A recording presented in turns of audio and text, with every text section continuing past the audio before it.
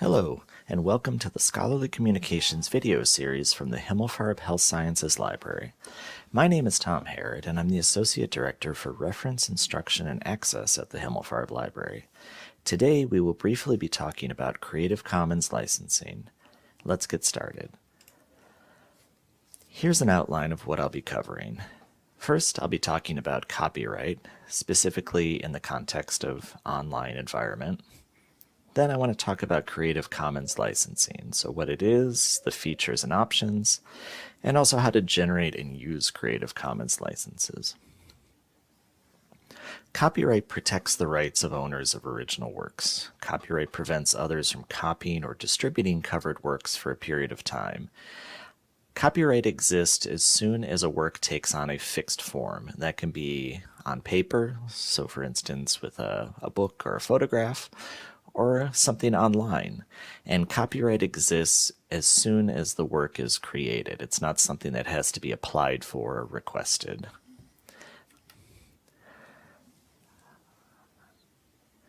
Creative Commons is a type of license that a copyright holder can choose to apply to their works, granting other people the ability to make use of their works in ways that would otherwise be prohibited by copyright.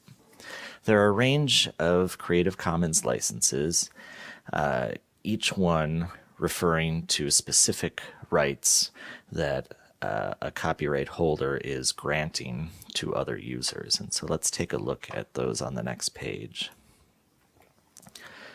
And there are two-letter abbreviations for each of these, and we'll see when we look at the Creative Commons icons later on where these two-letter abbreviations come in. But the first one is BY, which refers to attribution is required. So it means that someone else can make use of the copyrighted work, but they must give attribution to the original copyright holder. ND indicates that modifications are not allowed. The work must be used in its original form. NC means commercial use is prohibited. And SA means adaptations must be shared on the same terms, meaning that if you make an adaptation of the original work, you must add a Creative Commons license to it that is identical to the Creative Commons license that was applied to the original work.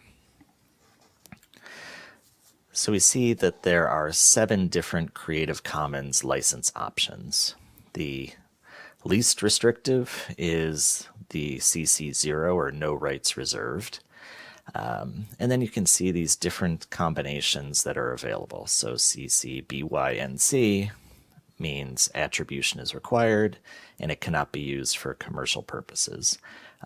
CC BY-SA means attribution is required, but it must be distributed with the same Creative Commons terms. So you can see there are 7 options here, and as the copyright holder, you would select the one that seemed most appropriate to you. And here we see the icons that are created that you'll often see on the bottom of a web page, for instance, that's using Creative Commons to indicate the level of the license. So we see the least open is all rights reserved at the bottom. And then the most open being the no rights reserve, the CC0 indicated at the top. And then you can see all of the possible combinations in between. And here is a tool that allows you to create these Creative Commons licenses. So this is from the URL that's shown on this page, or you can just search on the web for Creative Commons license chooser and you'll come to this page. But basically it's a series of questions that guides you through the process of determining which is the right Creative Commons license for you, for your particular usage. This page will then generate a rich text, HTML, and XMP version of the license that you can then copy and paste and add it to your own online content so that those who come across your content are aware of how the material is being licensed. So here's an example from a research guide from the Himmelfarb Library. This is our APA research guide, and this is a screen capture of the bottom of that guide, and you can see that we have applied a Creative Commons license, BYNC, so attribution is required, and the work cannot be used for commercial purposes, but otherwise people can use the work that we're presenting in this research guide. So thank you for taking the time to listen to Creative Commons licensing. If you have any questions about the material covered in this session, or you have questions specific to your own research, please don't hesitate to contact me. My email address is here, tph@gwu.edu.